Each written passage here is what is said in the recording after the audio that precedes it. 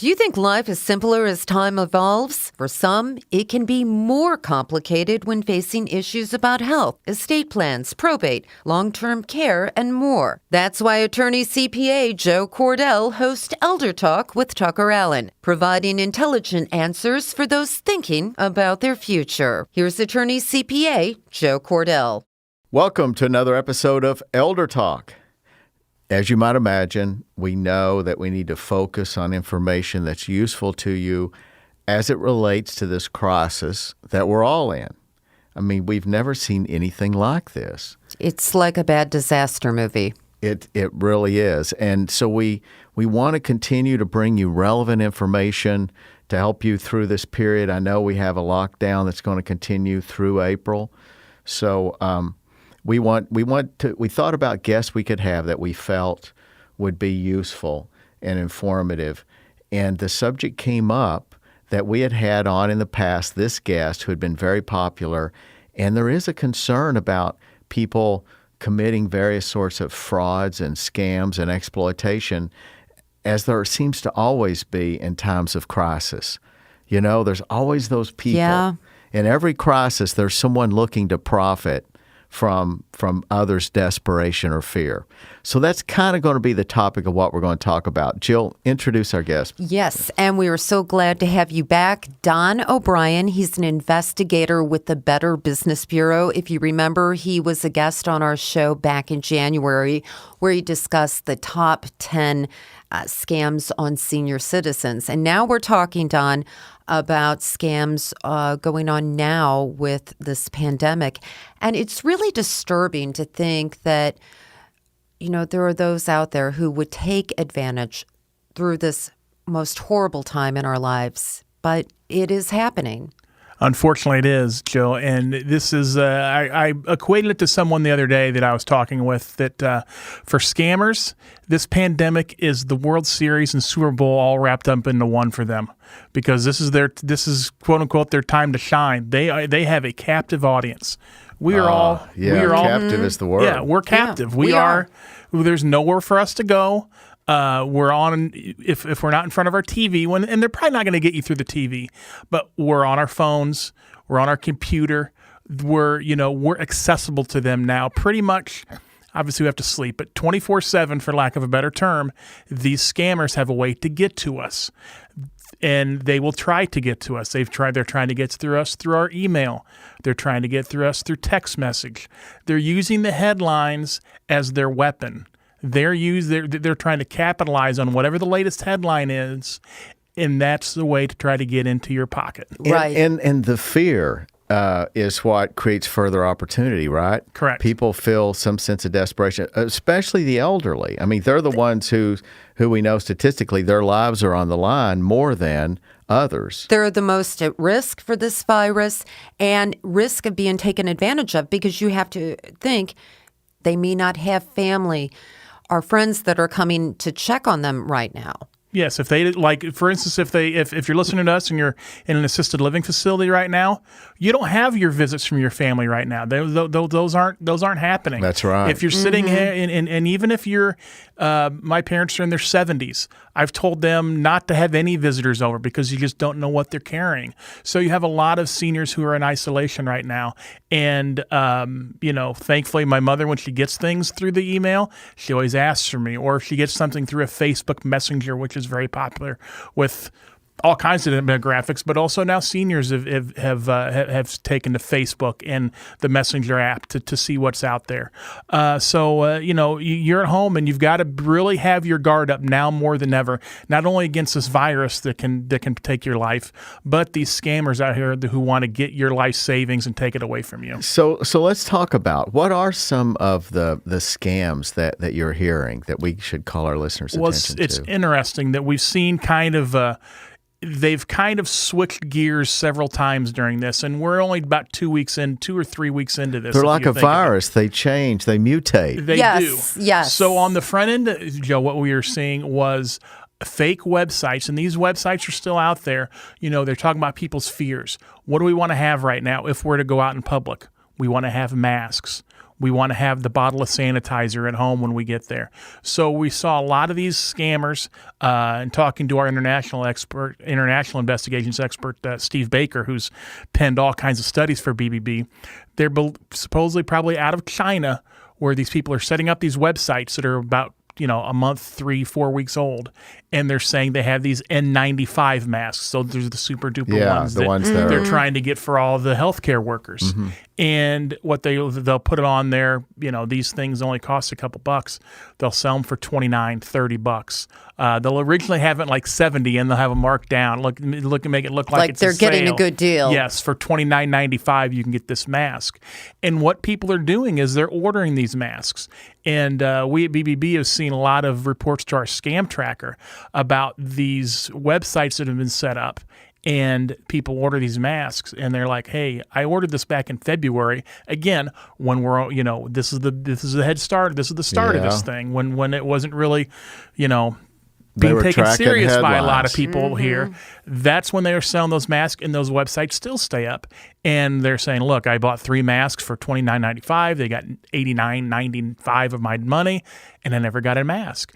And we're hearing that from multiple people across America. Our scam tracker's gotten, and again, this is as of just at the end of March, 150 COVID-related scams that have. So those are just scam tracker. We've got complaints for businesses on top of that too about price gouging and other things. But the scammers themselves, the mask is the first thing they went after. Oh, sure. So is Facebook, which I assume would be one of the primary entry points for these scammers to get to old people, because many older people use Facebook. If they don't use anything else, they use Facebook, it seems. Facebook is...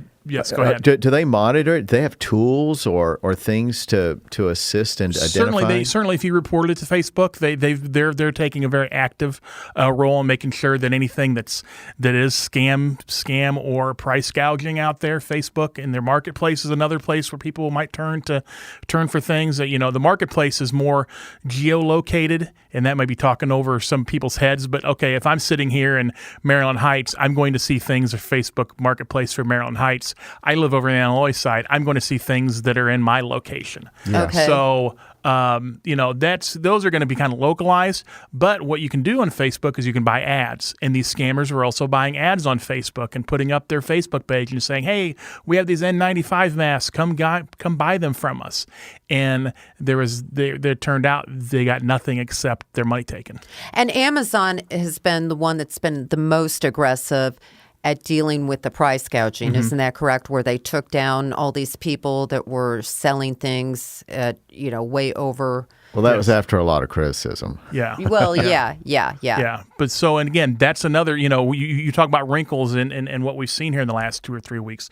You have the scammers with their masks. You have people in stores that, convenience stores, grocery stores, maybe charging a little bit more for their products than what they might do. And fortunately for both the Illinois side and the Missouri side, the attorney generals in each state have been very aggressive about making sure that there's no price gouging during this crisis. Right. And Missouri Attorney General Eric Schmidt, he went after Jim Baker because he had that one guy on his show that was selling that silver solution. And actually, Mr. Baker is at that show was selling that, but he had experts on there trying to intimate that this solution had some type of coronavirus killing agent in it. So this is the pastor. Yes, that was in trouble back in the 80s. Jim Baker, he's out of Branson. He's in the Branson area. Yes, Blue Eye, Missouri, actually. Okay, so he has a show apparently that's on, and so he was selling some of these things. Correct. I think it was $300 a bottle or something for a pack of 12. Yes. Oh, for a pack of 12. Yeah. Okay. So I mean, you've got to.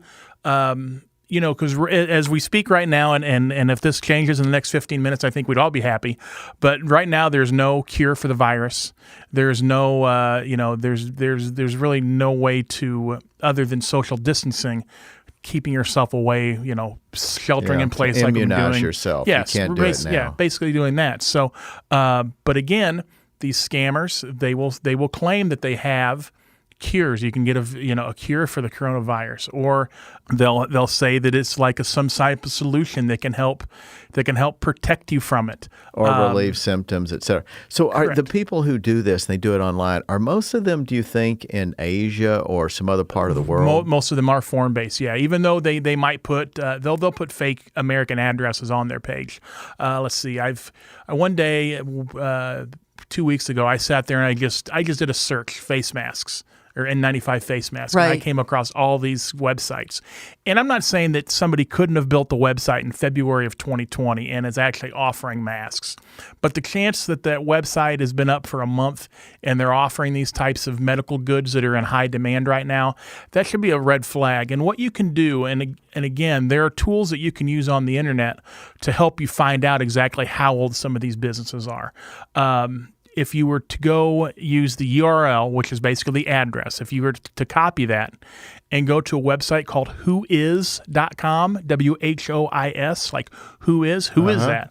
Whois.com, there's a search on there that you can find out how old these websites are. Really? I didn't know that. I never heard of that. Yes. Whois.com. Whois.com. You do a Whois search. You put that URL right in the thing. So if it's, let's call it facemask.com. If there's a certain facemask.com out there, we're not talking about you, but I'm just making up a fictitious facemask.com site. And you can go on there and you can see exactly how old facemask.com is. And if it's brand new, that might be a red flag to you. If it's been around since 2002, well, then you might have a little bit of more. You're like, okay, maybe this is a legitimate business, and they might actually be selling these types of things. So in other words, a website that had sold medical supplies for the last 10 years, and now they're selling masks. Correct. That's less suspicious. They may be legit. Yes. Yeah, than a site that has gone up since the coronavirus was announced. Yes, in the last 3 months, possibly. Yeah. Again, I'm not saying that if you have a new website that it's bad. That's just one red flag for you where if you're going to make a buying decision, you'd be like, you know what, I want to look into these people a little bit more. And, and again, you go back to what we've at BBB have always told people is to, if they're going to use a website they're not familiar with, make sure there's contact information on there and call it. If they purport to have an address, copy that address and put it into a Google map and see if it's something. See if that's an actual address. Right. We had one of these mask places that I found online was supposedly in California. Well, the address they used was in the middle of a field. There was There is no building there. There's nothing else. So, again, another chance, unless they put their address in wrong, another red flag for me there and dealing with that business. So, yeah, you've really got to make sure that if you're going to try to protect yourself during this pandemic, that you go to legitimate sites. And right now, masks are impossible to find. You don't have to listen to the evening news to know that, hospitals are having a tough enough time to get these things. The chance of you being able to readily buy one on the internet are probably pretty small. Yeah.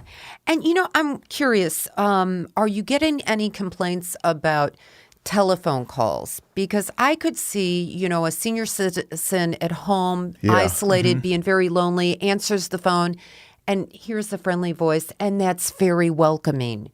To have that human contact. Are you getting any complaints? We certainly are hearing from people, especially seniors, about what you exactly said, Jill, about. And again, that's another wrinkle as we get into this thing.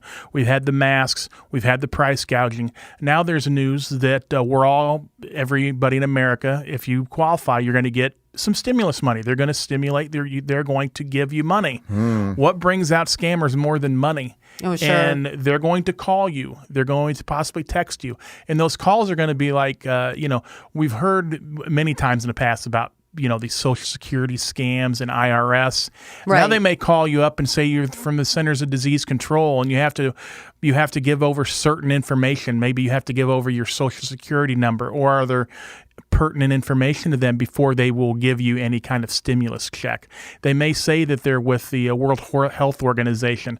They do these government imposter scams a lot. Now they have a couple of new players that we hear about. We hear about the World Health Organization on TV every night. We hear about the CDC a lot now. That's front of mind for people. They're like, oh, well, maybe the CDC does need this, so I can get my, money.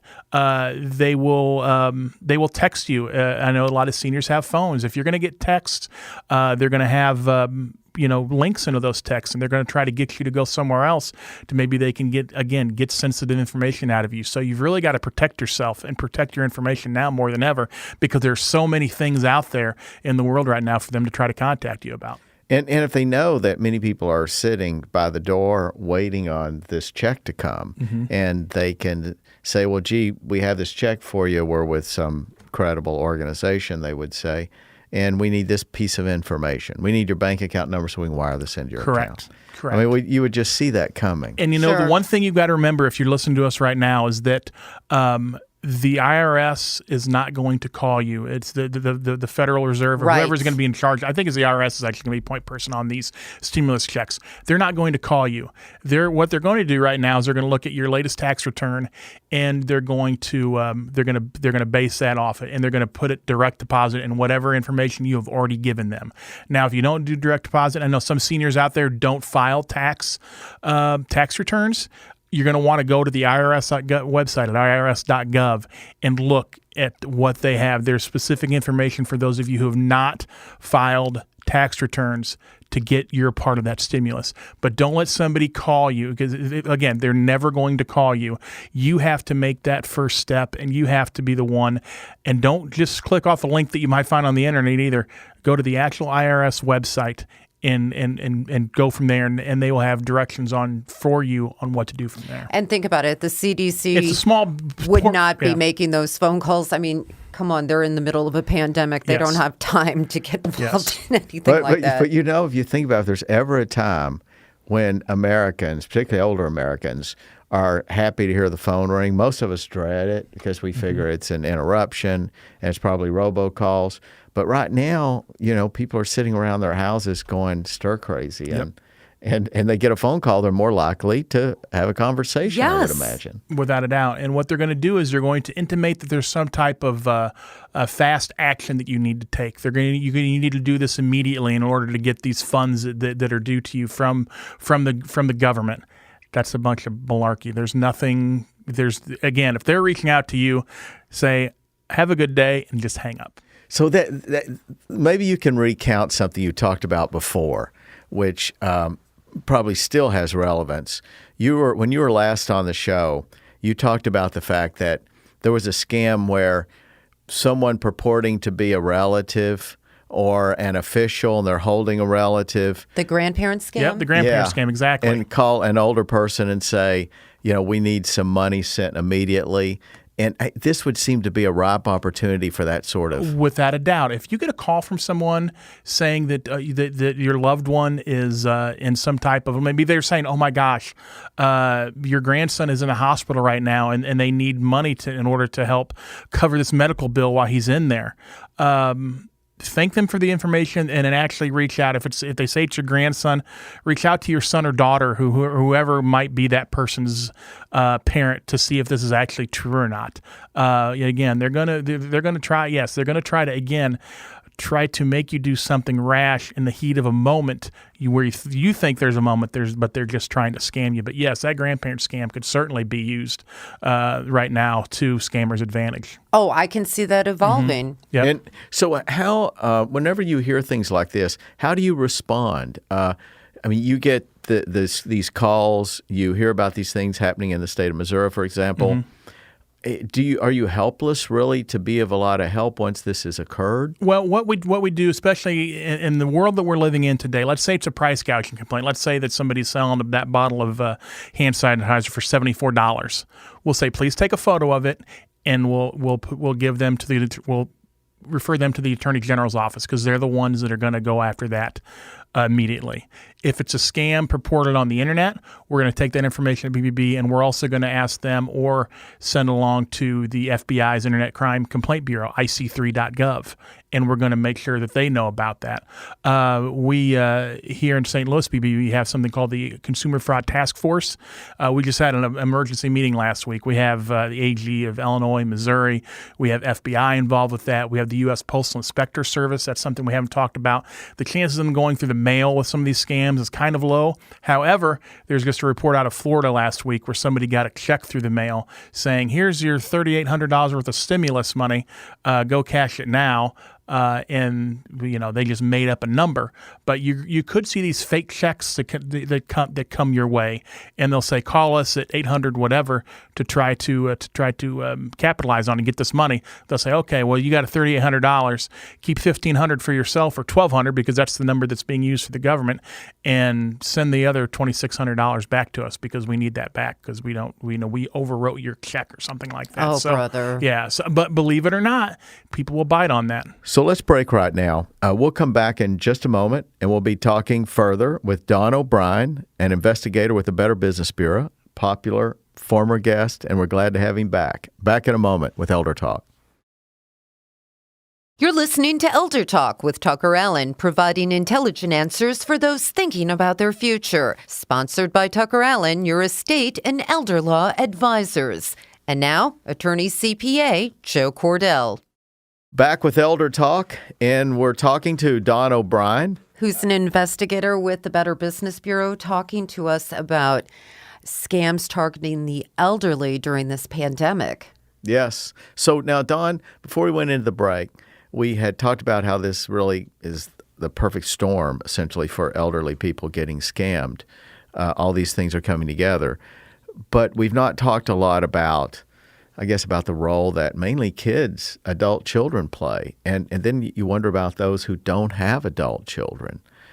We have friends in Florida I'm thinking about now who husband, wife, their child was killed in an automobile accident the night he graduated from high school. Oh, my goodness. So he died in an automobile, and they had one child. So here they are. They're in their 80s. They're frail and firm. They're living in Florida. So they're pretty much on their own. Mm-hmm. And the wife became sick recently. So the husband is spending time at the hospital, and she's very sick, incidentally, not with the coronavirus, but with something else. But she's vulnerable now, more vulnerable to the coronavirus. So I think of people like that, and who's going to watch after them? They don't have adult children. Yeah, and it's so if you do have a loved one who's older, who really has to stay inside because of this virus and the devastating effects it has on people who are 70, 80, 90 years old, even in the 60s plus is a vulnerable age. You're going to want to make sure that you have contact with them, and you can't have direct contact with them because you never know what you're going to bring into that residence. So keep, daily calls, not even daily. If you want to call once in the morning, once in the day, just really keep tabs on your older loved ones. Because again, if they're living in an assisted living facility or some type of nursing home, you're not going to be able to see them. They're not letting any people through the doors. If they live on their own, especially if there's distance. My parents are 3 hours away from us. I have to make sure that I call them to make sure what's going on with them and make sure they're not going out of the house. And your message to them should really be protective. If you have someone call on the phone, don't answer it. Let it go to voicemail. And if it's a legitimate call, they're more than likely going to leave an answer or leave a message. The scammers might also leave a message, but they'd also, at that point, it would at least give you a chance to say, hey, so-and-so called from the IRS and said this on an answer machine. Should I call them back?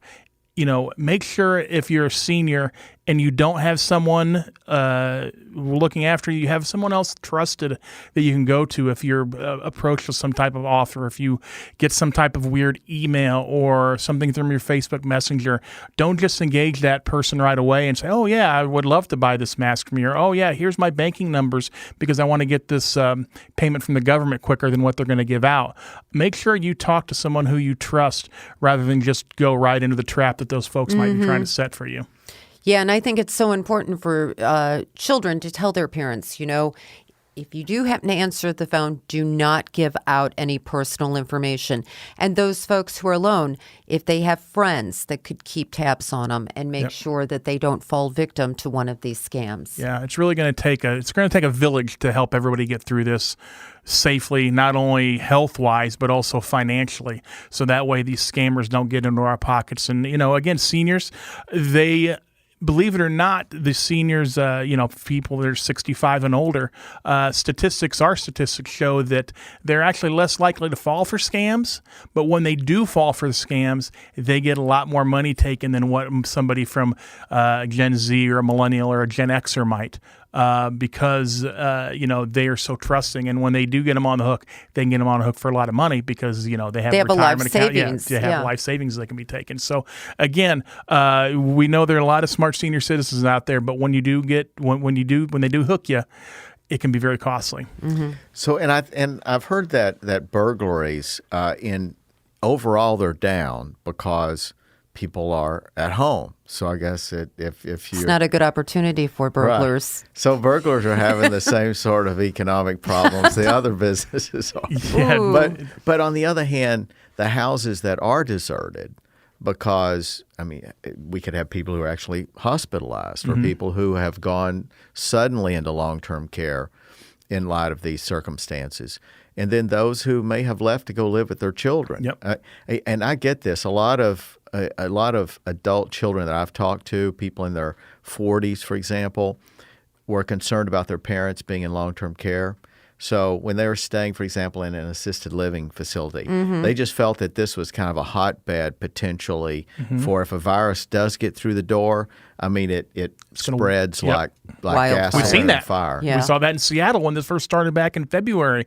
If you remember, it was an assisted living facility where they had, I don't know the number of deaths, but they had many deaths because that virus got through the door and it wiped out a lot of people. So, what you're talking about, Joe, is people are taking their parents in, and maybe that, if they're living by themselves, what happens to that house? You're going to make sure you want to have that locked down and have a neighbor look in on it to make sure that there's nobody around there that shouldn't be. Mm-hmm. Yeah. I think that burglaries in certain areas will go up, even though overall they have gone down in the past month. Yeah. So as we kind of wrap up here, I think our message is pretty clear to people who are over 65 that they really are this big target right now for a lot of unscrupulous people, not just in their cities, but worse around the world. Correct. And when you think about it, there was a time when the person around the world couldn't get to you, right? They would have to penetrate the borders of the United States and get to you in your local state and city. But now there's this passageway to where if you're in Moscow, you can get into the bank account of somebody living in St. Louis. All thanks to technology. Yep. Technology isn't a grand. So you've really got to be on your game and make sure that that you're getting help from your children or somebody else you trust.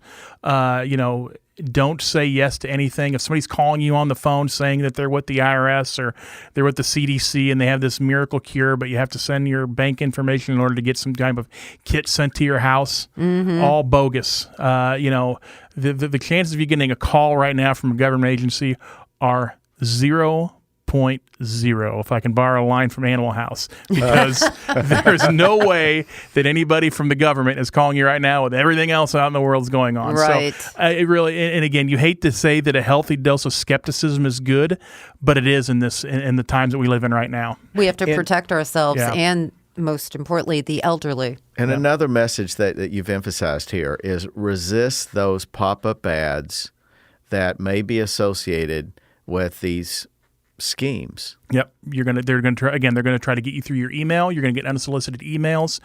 You may get something on your computer that'll pop up and say that you can buy this mask and it'll keep you from coronavirus, and or you see this offer on a Facebook even. Again, really look into those hard. The chances of you, again, I said it earlier, I'll say it again, the chance of you being able to buy an N95 mask off the internet right now and get it in 24 hours or 48 hours is zero when you have hospitals around the world right now. They're looking for these things. So again, just be very careful and cautious of what you do online, especially right now. And if someone were to show up to your door, I would just turn them away at this point too. And it's less communication, though, now by mail, right? Less. There's some, but again, more often than not, they're going to try to get you. The quickest way to get to you is through your telephone, whether a text message, whether it's an email to your computer if you don't have a cell phone. They're going to do these electronic modes of communication first before they go the old-fashioned way. As always, our goal here is to help you and to entertain you in that order.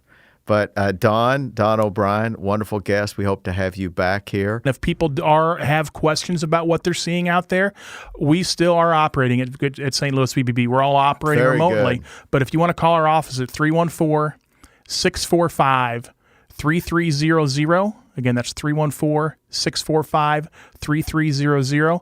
We still have operators on duty during the week. We'll help you with anything you need during this time. Good to know. Excellent. Better Business Bureau. What a service. Okay, we're going to take a break. We're going to turn a corner, and we're going to talk a little bit about some of the things you need to be thinking about during these crazy times right now about your estate planning. Back in a moment with ElderTalk. You're listening to ElderTalk with TuckerAllen, providing intelligent answers for those thinking about their future. Sponsored by TuckerAllen, your estate and elder law advisors. And now, Attorney-CPA Joe Cordell.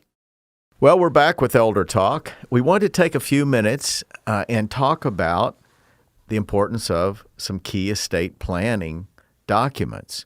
We would really fail our audience, wouldn't we, Chill? I mean, here we are. We're sponsored by TuckerAllen, and here we're ultimately wanting people to be up to speed regarding what they need to do for estate planning to protect their health in the here and now, et cetera.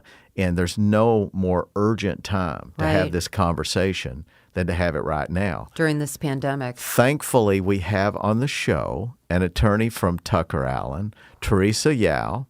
Thank you, Teresa, for coming on. Thank you for having me. And so she's an estate and elder law attorney. So we asked her to come on and talk a little bit about what are some of the most important things that people need to be doing right now during this crisis, keeping in mind that our audience, for the most part, is 65 and older. Yeah, so I feel like when people think about estate planning, the first thing that comes to their mind is that, estate planning is for me to protect my assets. And yes, it is that, but really a comprehensive estate plan would be to cover your life, not just your assets, but also your health. So a comprehensive estate plan would have, for example, a will or a trust or both. And it would also have powers of attorney, both medical and financial, so that people would feel like their estate plan is covering more situations than just their assets, but also that their health and their body. So now, how, though, would you prioritize those things? If we assume that we're dealing with times in which people are thinking about mortality more than they've done in years. I know the thought has occurred to me, I take life for granted. I'm 62, but a virus could come along, and at my age particularly, I could be in a much different position in 2 weeks, given these times. So if you're talking to somebody who's over 65, what are the priorities? In terms of priorities in the environment that we're living in right now and the concerns about COVID and this virus, I would say the medical documents in an estate plan, the powers of attorney, and even the financial power of attorney, so that you have this kind of insurance for yourself that somebody will be able to execute your wishes as you would want them to. And these documents really provide you that method of directing somebody to act on your behalf. And does that mean paying bills while, say, you're still alive, but you're incapable of doing so? Yes, so that would be financial agent. If you appoint a financial power of attorney, that agent will be able to help kind of take care of your finances if you are not able to. And I think people need to hear something about the alternative. I mean, if they don't do this and they don't fill out these simple documents and have them properly signed, something comes along, we'll assume it's the coronavirus, so suddenly they find themselves unable to manage their affairs for some period of time. It could be months. What will happen if they don't have this simple document? That can be a pretty scary outcome because let's say you don't have a medical power of attorney and you're in the hospital room and your loved ones are kind of separated from you because they have to be quarantined from you. Sure. It's very conceivable that's going to be the case. Yeah, and then your doctors, let's say, God forbid, it's an end-of-life situation and your doctor is kind of like at ends about what you would want, that you can't communicate directly to him or her. Because you're on a respirator. Yeah, exactly. And they might want to talk to somebody from your family, but they don't know who to talk to and who would be able to actually speak most accurately on your behalf, who has the most similar values as you. Whereas if you do have these documents, that's a place for you to really gain control over that uncertain situation. When you have very little control. Yeah, otherwise, in a situation where otherwise you would have very little control. And then there's that other scenario where, from a financial standpoint, if you own much property and suddenly you're overcome in this way. People think that probate is just for when you're gone, but it turns out that you can end up in probate getting this giving someone the authority, or they're getting the authority, because remember, in this scenario, you by definition are incompetent in some sense of the word. Right. So here you have these people hopefully acting in your best interest, we'll assume. They're at the courthouse and there are meters running in the room. There's an expert, there's a physician, there's a attorney, there are court costs. And so this meter's running, which incidentally is a bill that's going to be paid by your estate, and they're going to make a decision about who it is that will manage your affairs for such time as you're not able to do it. And to think that someone could so easily have avoided this. Kind of describe a little bit this durable power of attorney that would relate to your financial and other affairs. Yeah, so for the finances, that's a very good point. If you don't have a financial power of attorney, that really just opens you up at the mercy of probate court to have somebody kind of put a hand into your finances and these assets that you worked so hard for. The process for these powers of attorney documents it's really simple. With a financial power of attorney, all you really need to think about is who do you trust, obviously, to be able to make these financial decisions for you, and that it is preferably somebody local because you want them to be able to act on your behalf efficiently. And you get to appoint successor agents, which means that if the first person you appoint for some reason they are not able to, or at that time they're like, this responsibility is more than I thought, you can appoint a backup, second choice, third choice people to step in for you. And that's really all you need to tell your attorney, and then they can draft up this financial power of attorney for you. Yeah, this is a very good point you raise about successors, because normally we're not having this conversation in the context of a pandemic. But when it is in that context, and maybe your children are, a number of the people listening to us today, their children are over 60. And so whether they're over 40 or over 50 or over 60, they could very well be unable to perform this role. Maybe they're in another city and they can't travel. Though under normal conditions, as you point out, for logistical purposes, it's good to have somebody locally. But maybe you didn't. You thought, well, it's still okay because they're in Knoxville, Tennessee, for example. And normally you might be able to make that work, but not in a lockdown scenario. No. And so it is critically important that in times such as these that you name successor trustees, as you were pointing out, people that you would trust to assume the responsibility if, incidentally, there's another possibility. This person may not be in good health themselves at that point. You may assume that they're going to be in good health and they can easily do this, but remember, this is a pandemic. Right. So while we're optimistic about the course it'll take in the United States, we don't know. What are some other characteristics, do you think, of somebody who you might choose for this role? Most often I find people appoint family members because naturally those are people you find as your closest values. People you trust. People you trust, exactly. But it doesn't have to be. But you can appoint anybody if your neighbor is the closest person to you in the world, if your church friend is, you can appoint whoever you trust the most. Yeah, it doesn't have to be your son or daughter. So, and I guess we should also mention, though, it's kind of a double-edged sword that you don't have court oversight. So what is really the strength of this document could be its weakness if you don't at least think about this, and that's that among the most attractive things of this document is you can simply, the process you described, Teresa, where there's a form. I won't use the word form. I'll say document, because you can choose the things you want in it and don't. And then if you don't know what you want, there are documents that can just be handed to you with a lot of the provisions that you would want. So I don't want people listening to us to think that they've got a bunch of decisions to make in order to get this document done. They don't. They can choose to go with, the standard position that most people take. The Missouri Bar has kind of a default set of rules. You can choose that. But if you do have a lawyer helping you, then they can at least give you a few options that you may want to think about.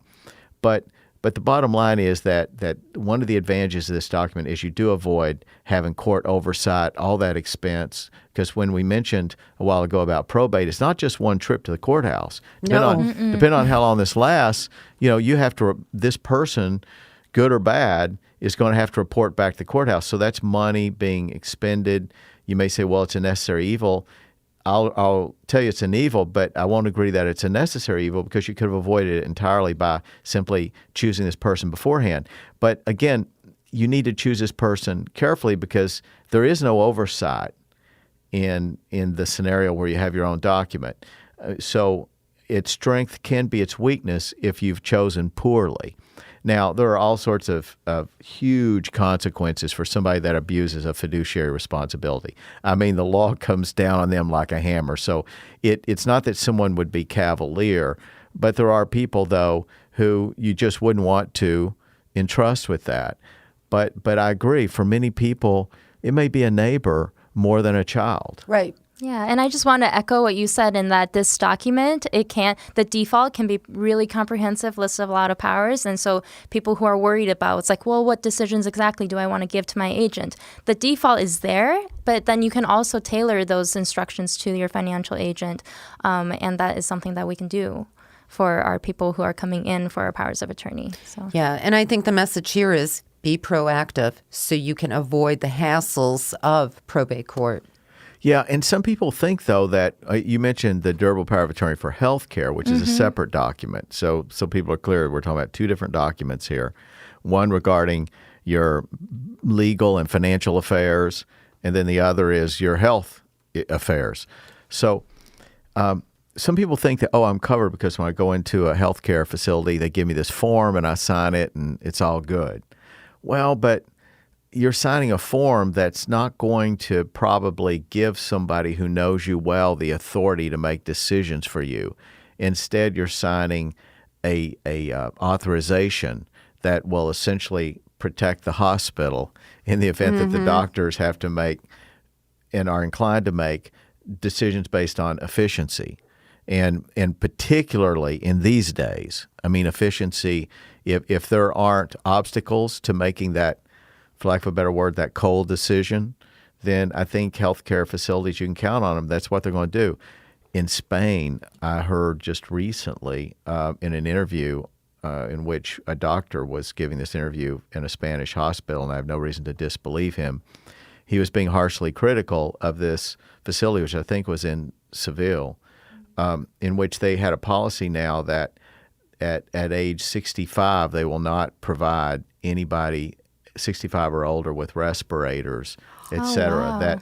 That they have to ration those, and they've decided that they're going to ration in favor of those under 65. So that's horrible. But the point is, when you have hospitals making decisions, which is what you're doing, when you sign a form that authorizes the hospital to make decisions when you go in, then you're probably not going to get the decision you want. Whereas if you do this durable power, you're empowering a human being to make decisions for you, and you choose that human being, just like you are for your financial and legal affairs.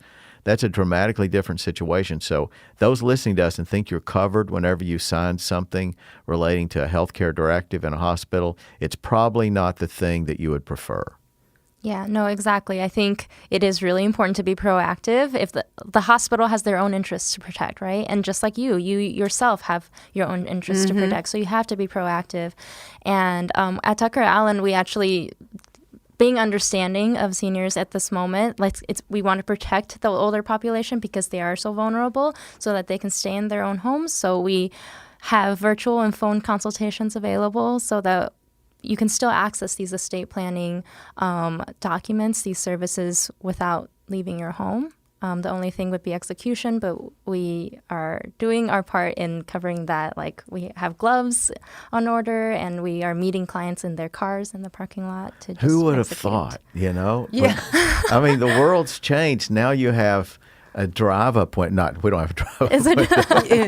but Just it's, creative solutions. Yes. it's Yeah. true though that I know TuckerAllen. You guys will go out if necessary to We've somebody. gone out to execute power of attorney documents for clients. So. Yeah, so I mean, Yeah. it is a different world, and I'm glad to hear. I mean, TuckerAllen is doing what's necessary to allow people to take care of things that are arguably the most important things for them to take care Right. of at this particular time. So TuckerAllen is wanting to meet people now in whatever circumstances Yes. they can Yeah. during this crisis. We understand that right now for older adults, that's a big hesitation on our part. So we're trying to do our part to meet them, to make them feel comfortable while still getting them prepared. And something that TuckerAllen was doing for a while, are you still doing free durable powers of attorney during certain hours on certain days? So right now we are doing free powers of attorney appointments. So how it works is you can call our office and we can put you on one of those days where we will be in the office and we can meet you to help you consult and to execute those powers of attorney documents. And yes, they are free and we can meet you by your car. We can even do the consultations by phone. So all you have to do is come meet us in the parking lot. We will meet you out by your car and help you sign and execute those documents. I hope people are really listening to this. I mean, there are no strings attached, I can tell you. There's no catch here. Right. You have a lawyer preparing a document for you. You're not ordering a form from Zoom or somewhere. Right. You have a lawyer who is going to tell you these options, these several options we talked about, so that you don't have this vanilla document that doesn't represent what you in fact want. And you're getting this free of charge. And this is really a tremendous service by TuckerAllen. This is huge, I think. I mean, there's no one doing this, and lawyers they have to take their time to go over these documents, to prepare them in the way that they reflect what you want. And a legal normally it's a legal assistant, but somebody who's a notary has to be present to sign. And for TuckerAllen to not only be willing to do this free, but they're willing to come out to a car or make other accommodations to assure that people are safe and protected from this virus at a time that they desperately need these documents. Yeah. I mean, this is incredible, and I'm not sure that our listening audience really gets this. This is a tremendous opportunity. And anybody hearing my voice should, unless you have one of these documents already, if you do, good for you. But if you don't, you should be on the phone and taking care of an opportunity that would otherwise cost you hundreds of dollars to get done. We just want to make sure our clients feel safe and that they're still getting these documents done Right. for them. So if you want to follow up on this, though, call TuckerAllen. You can go to the website, TuckerAllen, get the phone number. You can, of course, get it through information. But get an appointment set up and take advantage of this. I can tell you, TuckerAllen cannot continue doing this, and it's only during this crisis that they're prepared to do it. And thank you all for that. So we'll wrap up. Till next week, another episode of ElderTalk. Take care. You've been listening to Elder Talk with TuckerAllen, providing intelligent answers for those thinking about their future, with Attorney-CPA Joe Cordell. Sponsored by TuckerAllen, your estate and elder law advisors. For more information, visit TuckerAllen.com. Listen again next Saturday for another edition of Elder Talk with TuckerAllen. The choice of a lawyer is an important decision and should not be based solely on advertisements.